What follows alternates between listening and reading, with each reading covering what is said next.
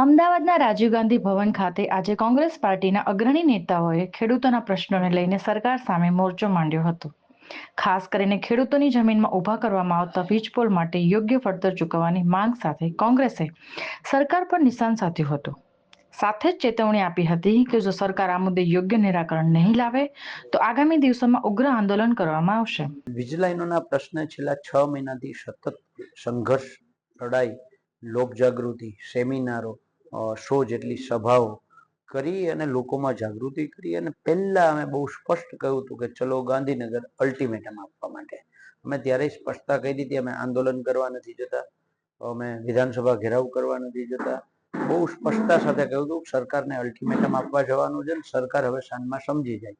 15 જૂને સરકારને અલ્ટિમેટમ આપ્યા પછી હવે જે અત્યારે હવે પદયાત્રા, કારણ કે સરકાર જ્યારે સમજતી જ ન હોય, એ કોઈ નિર્ણય કરવા માંગતી જ ન હોય, માત્ર ઉદ્યોગપતિઓનું જ હિત એને દેખાતું હોય, તો સ્વાભાવિક છે કે અમે ખેડૂત તરીકે રાત્રે સૂતા પહેલા ભગવાનને યાદ કરીએ છીએ, ઉઠીને ભગવાનને યાદ કરીએ, હળાકતા આગતા ઠેહ લાગે તો ભગવાનને યાદ કરીએ.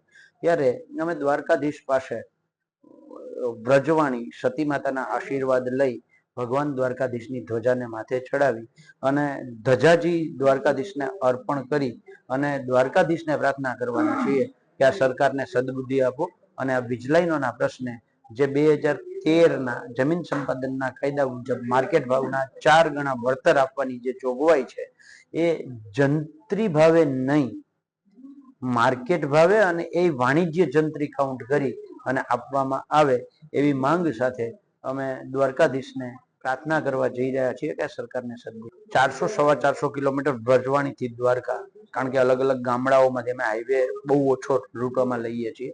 એમાં જે રિલાયન્સની એક 800 કેવીની લાઈન નીકળે છે, એક 765 કેવીની લાઈન નીકળે છે વ્રજવાણીથી લાકડિયા, લાકડિયાથી માળિયા, માળિયાથી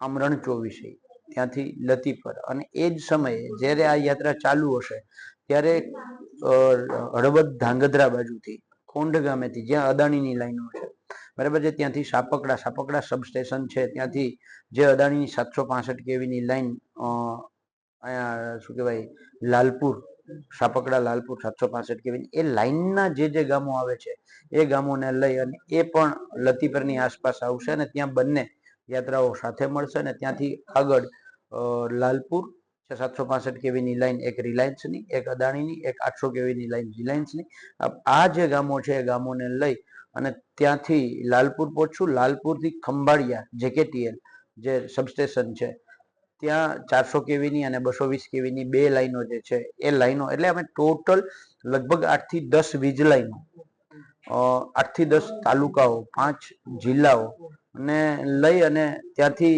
પછી દ્વારકા તરફ એક ગેસ પાઇપલાઇનની આખો એક પ્રશ્ન છે. એ ગેસ પાઇપલાઇનના જે ગામો છે એ ગામો ઉપર પસાર થઈ અને દ્વારિકા પહોંચીશું. જો જમીન માપણીના પ્રશ્નની લડાઈ ચાલુ કર્યા પછી આજ પર્યંત મૂકી નથી અને એ જ સરકારે, બરાબર છે, 18,047 ગામોમાંથી 12,000 ગામોનું પ્રમોલ્ગેશન કરી શકી. આજની તારીખમાં 6 ગામો અમારી લડાઈના કારણે અટકાવેલા છે. પાક વીમામાં સતત લડ્યા, આ કંપનીઓ પાસેથી હાઈકોર્ટમાં જઈને 10,000 કરોડ રૂપિયા પોકાવ્યા છે.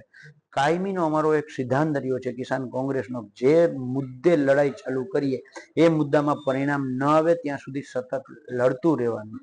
સરકાર ન સમજે સામે લડવાનું, પેલા અલ્ટિમેટમ આપવા આવ્યા, ન સમજી પદયાત્રા કરીશું, નહીં સમજી તો પાછી પદયાત્રા કરીશું.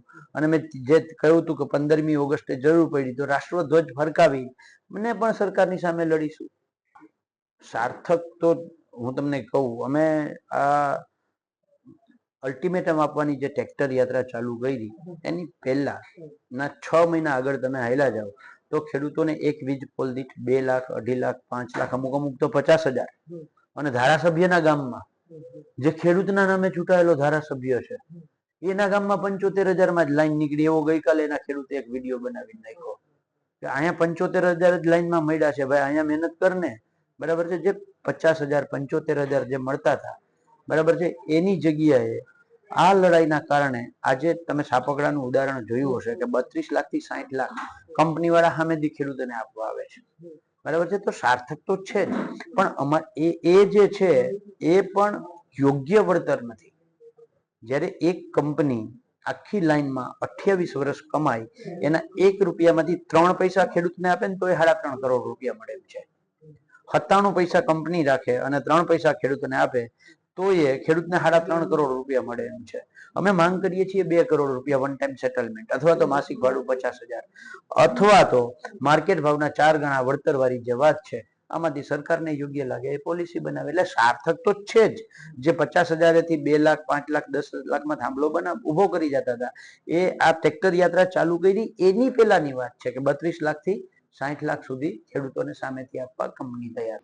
રિપોર્ટર જીગર શાહ, અમદાવાદ.